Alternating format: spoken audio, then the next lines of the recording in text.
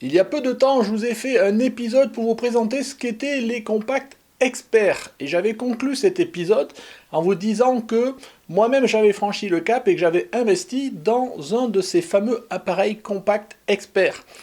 Mais j'avais laissé un petit peu le suspense et je n'avais pas levé le voile sur quel était l'appareil que j'avais acheté. Je vous avais dit que j'allais vous en faire une présentation sous peu. Ben voilà, le moment est arrivé. Aujourd'hui, je vais vous parler, et vous l'avez vu dans le titre de la vidéo, du Panasonic Lumix LX15.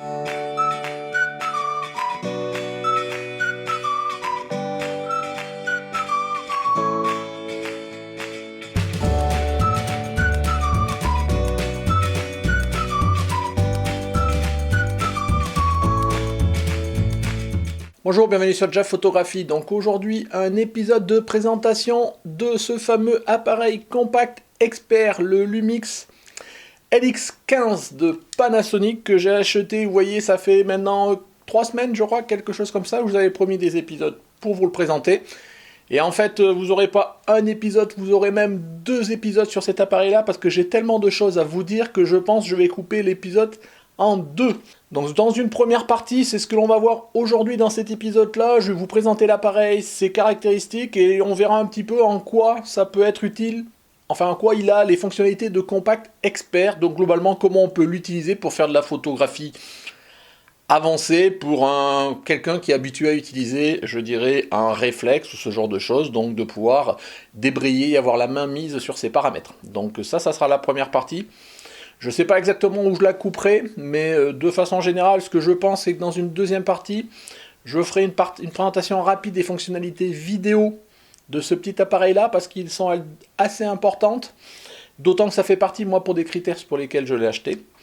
Et aussi, je reviendrai sur des fonctionnalités qui sont proposées par cet appareil, qui pour certains pourraient être gadgets, je vais dire, ou accessoires, mais quand on y réfléchit bien, ça peut vraiment rendre des services dans pas mal de situations. Il faut savoir que ça existe et je pense que ça peut être intéressant quand même à voir, donc ça sera dans tous les cas dans la deuxième partie. Allons-y pour la présentation globalement des caractéristiques de ce petit appareil. Donc comme je vous disais, c'est un appareil compact expert de la marque Panasonic. Donc c'est un appareil qui est sorti fin 2016, donc vous voyez ça fait un peu plus d'1 an qu'il est sorti. Donc bon voilà, bon je vous montre en même temps des petits films qui vous le montrent. Bon il est un petit peu, on retrouve un peu toutes les caractéristiques. Donc je vais essayer de lire mes petites fiches pour pas me tromper. Donc déjà en termes d'alimentation, bon vous avez une batterie, il s'utilise avec une carte SD UHS 1 de classe 3, donc surtout si vous voulez faire de la HD. Donc voilà, donc moi j'ai pris une micro carte SD que j'utilise là-dedans de 64 Go, donc pour l'instant ça me suffit. Après, bah, vous avez ici une bague de mise au point, une bague de réglage de la focale. Alors première chose sur cet appareil là, c'est quelque chose qui en fait quelque part, je veux dire, son charme, c'est la focale ouvre jusqu'à 1,4. Donc 1,4 à 24 mm. Donc c'est un objectif 24-72 en équivalent full frame. À 24 mm, vous pouvez ouvrir jusqu'à 1,4. Bon, rapidement, à partir, je crois, de 30 mm, on descend à 2,8 constant. Donc après, de 30 mm jusqu'à 72, vous pouvez ouvrir au maximum à 2,8. Et dans tous les cas, ça va jusqu'à f11. Donc je vous disais, un objectif 24, 70, 72, c'est un objectif qui est fabriqué par Leica, donc un objectif de qualité, comme bon nombre de ces compacts. Voilà. Avant de rentrer dans le détail des fonctionnalités un peu plus, donc vous voyez la caractéristique, c'est qu'il tient dans la main. Il tient dans la poche, il tient dans le sac et c'est surtout l'avantage de ce type d'appareil photo. C'est qu'on peut se balader en permanence avec. Je crois que c'est taille, je vous afficherai les caractéristiques exactes, mais je crois que c'est du style un peu plus de 10 cm par 5 ou 6 cm par 2 cm de large ou 4 cm de large, enfin d'épaisseur. Donc vous voyez, voilà, c'est pas très grand. Et franchement, je me suis baladé un petit peu en ville pour faire des photos avec et c'est vraiment super sympa de pouvoir passer inaperçu et faire des photos de rue, voire passer presque pour un touriste, et par contre avoir un œil un petit peu aiguisé qui fait qu'on essaye de soigner un peu la composition. Et franchement, les gens passent à côté de vous, il n'y a personne qui s'offusque, et presque ils ne vous voient pas avec ce type d'appareil, donc c'est génial, parce que surtout en plus il ne fait pas de bruit, vous pouvez faire vraiment des photos volées, presque je dirais entre guillemets, et c'est très utile par rapport à ça. Alors maintenant je vais essayer de vous détailler les caractéristiques de façon très synthétique. Donc cet appareil là on l'avait vu quand on avait vu les capteurs experts la dernière fois. Ils ont essentiellement aujourd'hui, ceux du moment, un capteur de 1 pouce. Donc c'est le cas du LX15. Il a un capteur de 1 pouce de 20, je regarde mes notes, de 20,1 mégapixels. Et donc il fait des photos au format 2 tiers qui ont une résolution de 5488 par 3664. Autrement dit, c'est bon à malin ce que j'ai sur mon 70D, mon réflexe. Au niveau des ISO, on peut régler la sensibilité de 125 ISO à 12800, et avec une plage étendue, ça va de 80 à 25600 si je ne m'abuse. Au niveau de l'optique, donc je vous dis de marque Leica, donc c'est relativement qualitatif, c'est un 24-72 avec une ouverture de 1.4-2.8 jusqu'à f11 et 1.4 à 24 mm, après ça monte assez rapidement, je vous disais, à partir de 30 on passe en 2.8 constant. Au niveau de la vitesse d'obturation, donc on peut aller de 60 secondes jusqu'à 1/16 millième de seconde. Donc ça peut être utile pour faire de la haute vitesse. Donc vous avez deux types d'obturateurs, un obturateur mécanique où on peut aller jusqu'à 1/4 millième de seconde et un obturateur électronique qui lui pour le coup nous permet d'aller jusqu'à 1/16 millième. Vous avez une rafale qui, globalement, alors ça dépend du mode de photo que vous avez choisi, ce genre de choses, mais globalement qui est donné pour 10 images par seconde et qui a même un mode avec l'obturateur électronique, et si vous limitez, je crois, la taille des images à 5 mégapixels, qui peut aller jusqu'à 50 images par seconde. Je ne l'ai pas dit, en termes de format d'image, vous pouvez faire du JPEG, mais surtout, comme c'est un compact expert, vous pouvez faire surtout du RAW. Alors bien évidemment, après vous avez un mode composite, vous pouvez faire du JPEG plus du RAW. Cet appareil-là est stabilisé, il inclut en standard une stabilisation 5 axes. Donc ça c'est pas mal parce que vous pouvez arriver à faire des photos vraiment en ayant des temps de pause qui sont relativement courts. Donc il est donné pour avoir un gain suite à cette stabilisation de 3 à 3,5 stop. Enfin, ce que l'on peut dire, parce que souvent ces appareils photo servent aussi de petits caméscopes, et moi c'est aussi pour ça que je l'ai acheté, pour pouvoir me filmer.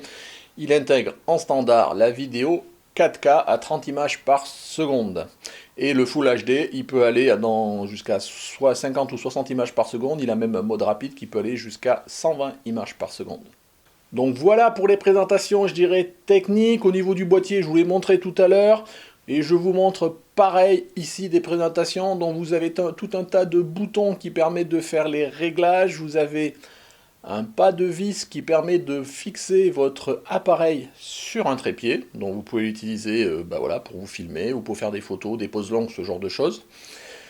Vous avez aussi une molette de sélection de modes. Donc là, on retrouve un petit peu ce qu'on peut avoir sur les réflexes, c'est-à-dire vous avez des modes, je dirais bon que pourquoi pas qu'on retrouve sur les compacts, mais aussi sur les réflexes. Traditionnellement, je dirais le mode auto, mais vous avez aussi et surtout un mode P, un mode A pour la priorité à l'ouverture, un mode S pour la priorité à la vitesse et un mode M qui correspond à notre fameux mode manuel sur lequel on peut régler l'ouverture et la vitesse.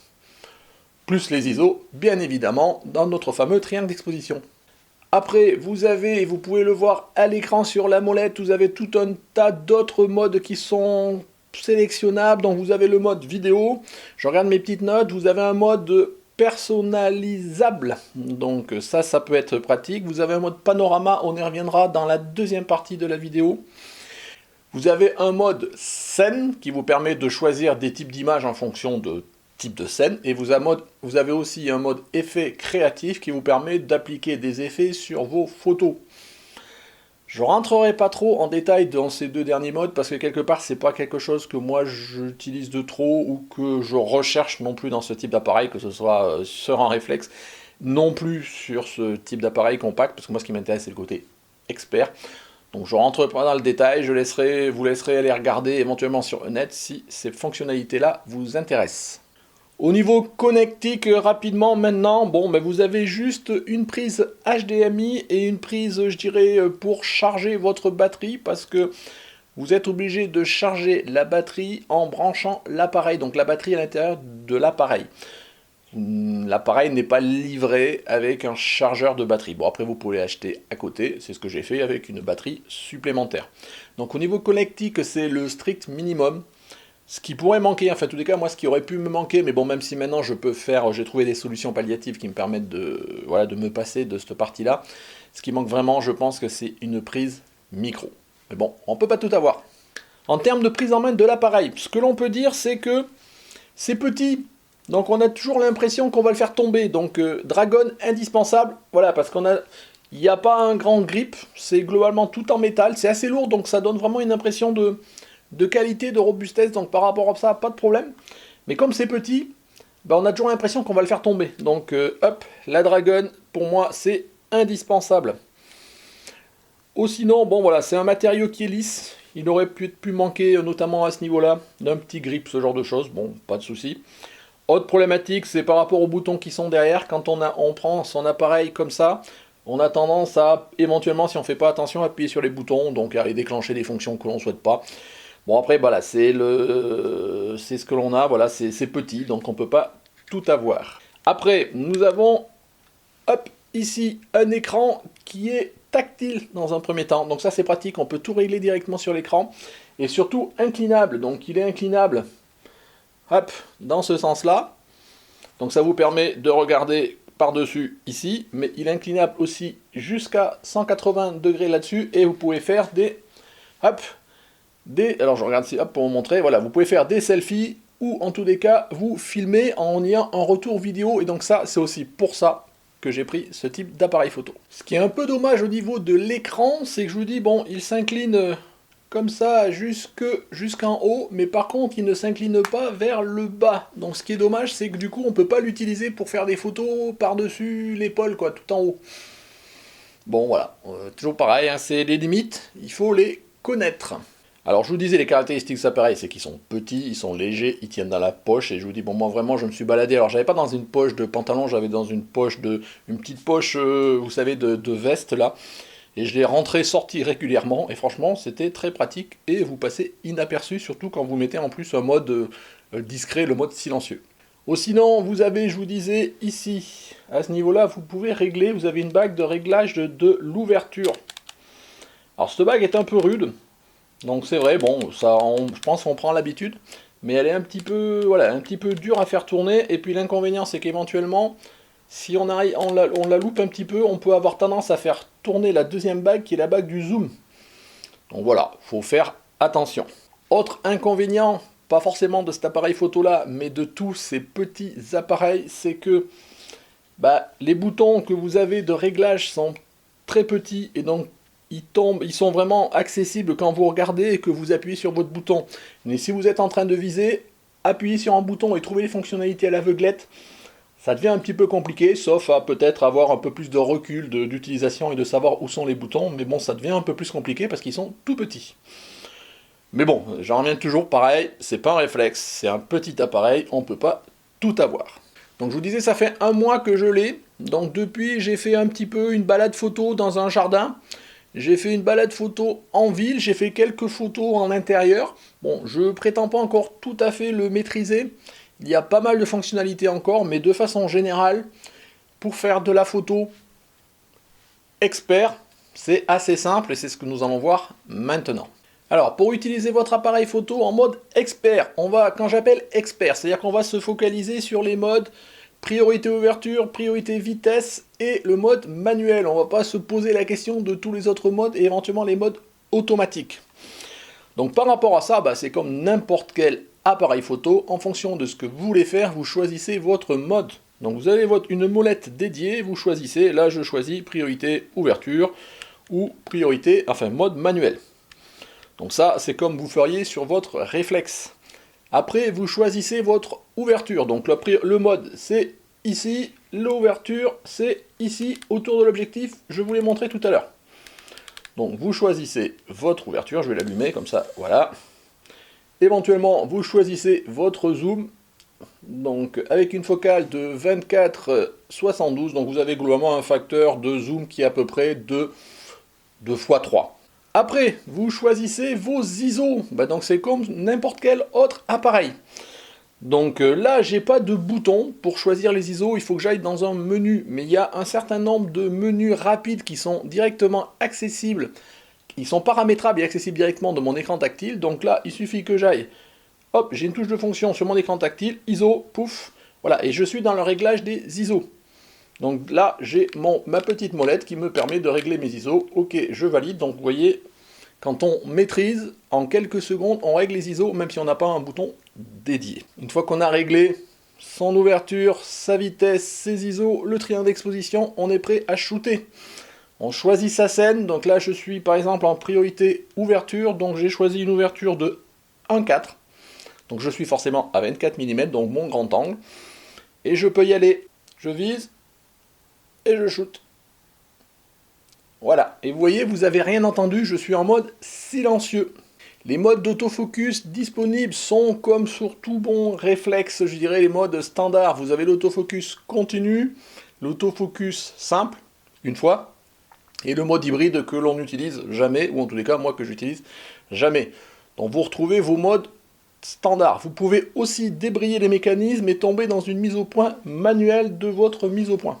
Donc je vais vous montrer rapidement une manip pour faire la mise au point manuelle. Donc vous voyez, il suffit d'aller dans le menu ici et vous avez AF, macro et ici manuel. Une fois que je suis dans la mise au point manuelle, je peux ici tourner la molette et vous voyez, ça m'ouvre une petite fenêtre que je peux déplacer et sur lequel, voilà, ça me zoome un petit peu sur mes fleurs ici. Et je vais pouvoir affiner du coup, en tournant la molette, la mise au point, jusqu'à avoir, voilà, le picking qui arrive. Donc ça se voit pas beaucoup, c'est léger. En plus, moi je suis loin, donc je suis pas forcément précis. Et une fois que vous êtes bon sur votre mise au point, vous la validez et vous n'avez pas plus qu'à hop, faire votre photo. Vous voyez, c'est très simple et c'est une aide qui est assez sympa. Voilà, donc par rapport à ça, vous avez toute latitude à faire ce que vous voulez. De la même façon que sur un appareil réflexe, vous pouvez désactiver aussi la stabilisation si vous voulez mettre votre appareil sur un pied. Donc vous voyez vraiment, on est dans une logique où on peut tout débrayer et tout faire comme avec un réflexe ou un hybride, enfin en gros tout faire comme avec un grand. C'est un tout petit qui peut se comporter comme un grand, c'est un compact expert. Au niveau des collimateurs, donc cet appareil photo gère 49 zones, donc on pourrait appeler ça des collimateurs, là c'est appelé des zones de mise au point, donc qui se répartissent sur tout l'écran. Donc si vous avez sélectionné tout l'écran, vous avez 49 zones. Après vous avez un certain nombre d'autres modes, je regarde où j'ai noté ça.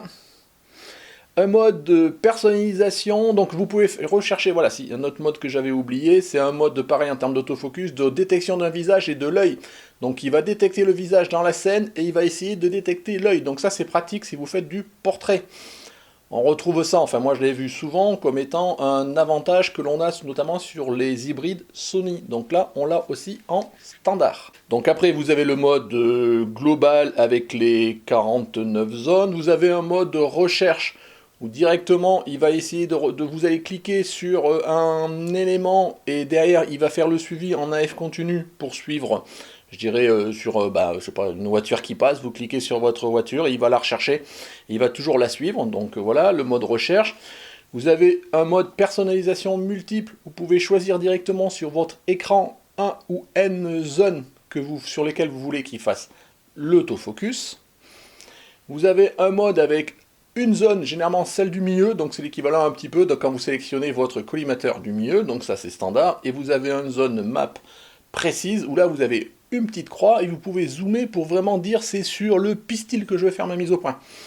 Donc tout ça, avec l'assistance de l'écran, et éventuellement des assistances que vous pouvez avoir ici, avec des zébras, du picking, ce genre de choses au niveau de l'affichage de l'écran. Donc c'est très pratique, et ça se fait bien. Moi je dirais pour les usages que j'en ai fait, ça se fait très bien avec un petit peu de pratique. Au niveau des modes aussi de prise de vue, donc vous avez le mode standard, vous allez faire une photo, vous avez un mode rafale, Mais vous avez aussi quelque chose qui est intéressant, vous avez aussi un mode macro qui vous autorise à faire des photos jusqu'à 3 cm de votre sujet. Donc ça c'est intéressant pour faire de la proxy ou de la macro. Alors bon, s'approcher beaucoup d'une petite bébête, ça la fera peut-être fuir, mais dans l'absolu, ça vous permet vraiment de vous approcher. Si vous photographiez en JPEG seulement, donc il y a souvent des limites entre le JPEG et le RAW, si vous photographiez en JPEG seulement, vous avez même un mode zoom, en plus du zoom macro, qui vous permet de zoomer, je crois, encore 3 fois à partir du moment où vous êtes à vos 3 cm. Donc quelque part, vous arrivez à vraiment commencer à avoir un bon rapport de grossissement. Donc vous voyez, c'est utile, et c'est dans la petite bébête là. Bien évidemment, comme tout bon appareil photo, vous pouvez gérer vous affiche la mesure d'exposition. Donc vous avez 3 modes, je crois, de mesure d'exposition. Vous avez la mode multipoint, qui est le standard, le mode matriciel, je vais dire ça comme ça. Vous avez eu un mode pondéré au centre et un mode ponctuel, qui est globalement l'équivalent de la mesure spot. Donc vous pouvez choisir entre ces différents modes. Qu'est-ce que je peux vous dire aussi? Vous pouvez régler la balance des blancs avec un mode automatique, des modes, des fonctions ensoleillées, nuages en fonction de votre scène. Vous pouvez même régler vous-même votre balance des blancs avec des réglages assez fins. Le seul truc que j'aurais à dire, la balance des blancs en extérieur, moi je trouve qu'elle est pas trop mal. Par contre, en intérieur, avec un éclairage d'ampoule, ça a tendance à être très jaune. Mais bon, c'est souvent ça avec les appareils photo. Mais de façon générale, ça marche bien quand même. Un autre truc que je pas dit dans les fonctionnalités, ce que vous avez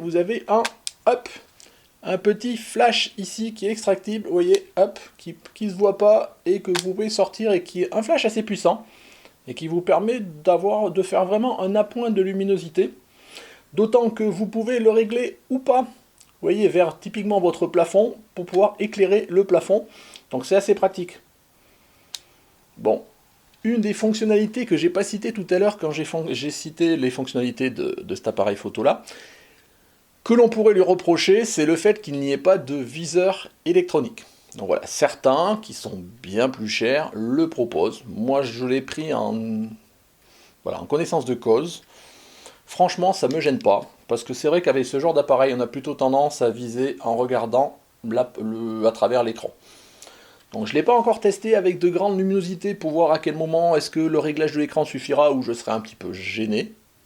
Bah forcément, il pleut tout le temps, voire même il neige maintenant, donc je ne l'ai pas utilisé encore par grand soleil, mais on verra. Mais dans tous les cas, bon, je ne voulais pas y mettre non plus une fortune, on reviendra un peu plus tard sur son prix. Au niveau de la qualité de l'image, eh bien écoutez, ma foi, je la trouve assez bien et franchement, elle n'a rien à envier à mon 70D. Donc je vais vous afficher quelques photos que j'ai pu faire me baladant à l'extérieur.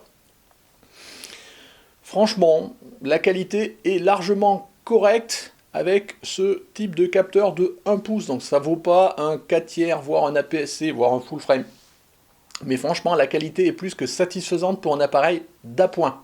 Je vous engage à regarder sur les sites de test. Moi, j'ai pas les moyens de faire des tests très poussés, notamment sur la qualité des bokeh dans les coins, du piqué dans les coins, ce genre de choses. De façon générale, je pense que la qualité me satisfait. Ce que j'ai pu voir, et je l'ai constaté, on a le meilleur piqué f4, f5.6. Voilà, à partir de f8, f11, ça commence potentiellement à se dégrader légèrement. Alors après, il faut zoomer 100% pour voir la différence, comme d'habitude.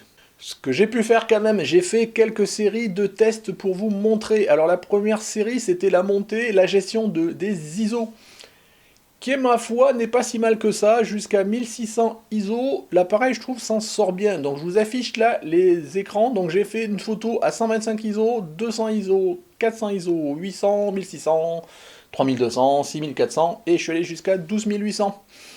Donc on voit qu'à 12800, on voit vraiment le bruit, mais par contre jusqu'à 1600 je pense qu'il s'en sort relativement bien. Donc bon, après il faut voir dans d'autres conditions d'éclairage. Là je l'ai fait en studio, voilà, c'est pour déjà vous donner une petite idée de la qualité, la sensibilité ISO. Deuxième test que j'ai pu faire pour essayer de vous montrer, si je vous disais cet objectif il est lumineux. Donc ce que j'ai essayé de faire, alors j'ai pas pu le faire à l'extérieur parce que j'avais pas le temps, donc j'ai fait des tests, je dirais, de bokeh à l'intérieur. Donc je vous montre des images que j'ai fait avec une petite scène que je vous ai montrée. Donc voilà, le modèle de la scène, je vous le montre là. Et j'ai essayé de vous zoomer une partie de l'image qui a été prise dans les mêmes conditions, mais en faisant varier l'ouverture. Donc 1,4, 2,8, 4, 5, 6, 8 et 11. Ça vous permettra de voir un petit peu la qualité de flou d'arrière-plan.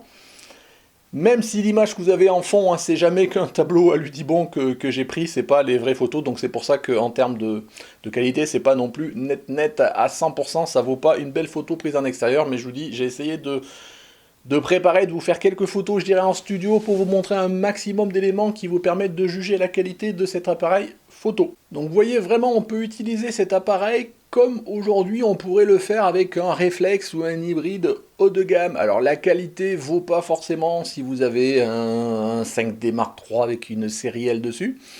Mais par contre, franchement, si on regarde les photos résultantes, je vous dis, elles tiennent largement à la comparaison, moi, avec mon 70D et mes objectifs moyen de gamme que je peux avoir. Franchement, si je dis pas de quel appareil vient la photo, vous ne verrez pas la différence. Le piqué est correct, la gestion des ISO est correcte, vous pouvez vraiment faire toute la composition que vous voulez et utiliser tous les paramètres, tout débrayer si vous voulez, tout choisir en manuel, soit utiliser certains automatismes, mais comme vous le feriez sur un réflexe. Donc par rapport à ça, je dirais que le photographe amateur que je suis, qui a envie quand même de garder quelques mainmises sur du paramétrage de son appareil photo, il est satisfait. Et donc c'est là vraiment que cette logique, ces nouveaux types d'appareils, enfin même si ça fait quelques années que ça existe, qui sont dits Compact Expert, proposent vraiment toutes les fonctionnalités pour que ça passe en deuxième appareil photo, voire je vois de plus en plus de gens qui disent se limiter presque à que cet appareil photo là, parce que c'est tellement plus simple de se balader avec juste son petit appareil de la photo et pour arriver à faire des photos comme un grand appareil. Donc voilà, moi j'irai pas jusque là, mais franchement, aujourd'hui, à l'étape où j'en suis, avec 3 semaines, un mois de recul, je suis très satisfait de mon achat, déjà au niveau photo. Après, bien évidemment, je vous avais dit, je l'ai acheté aussi pour la partie vidéo que nous verrons dans le prochain épisode, la deuxième partie. Donc voilà, j'ai fait le tour assez rapidement de la présentation du Lumix LX15. Donc juste une toute petite parenthèse, il existe aussi sous la référence LX10, notamment aux États-Unis et peut-être ailleurs dans le monde. Donc LX15 c'est pour normalement c'est tout le reste du monde, et LX10 c'est pour les États-Unis. Donc si jamais vous voyez passer des caractéristiques ou des tests qui parlent du LX10, c'est le même. Donc voilà, donc je vous ai présenté ces caractéristiques, un petit peu le tour du boîtier, les boutons, enfin voilà, l'écran, ce genre de choses, le zoom, les fonctionnalités. Je vous ai dit pour moi le retour en termes de prise en main et d'utilisation en tant qu'appareil photo expert, et franchement, je pense que ça fait vraiment l'affaire. Maintenant, reste à voir, je vous dis, dans la deuxième partie, et donc on se retrouvera la prochaine fois pour voir la partie vidéo et tout un tas de fonctionnalités complémentaires. Je vous dis, on pourrait les considérer de gadgets ou pas, vous me direz ça la prochaine fois, mais franchement, moi qui suis amateur, qui aime bien essayer de faire un certain nombre de choses, il y a pas mal de choses que je pense que je vais pouvoir utiliser avec cet appareil photo, ça peut vraiment vous sauver la situation dans certains cas.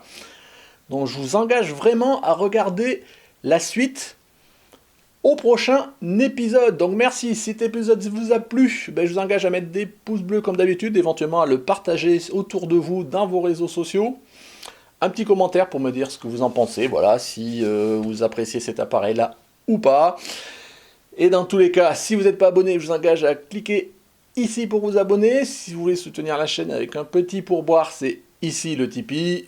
Les épisodes à voir et à revoir. Et dans tous les cas, je vous retrouve pour la suite au prochain épisode.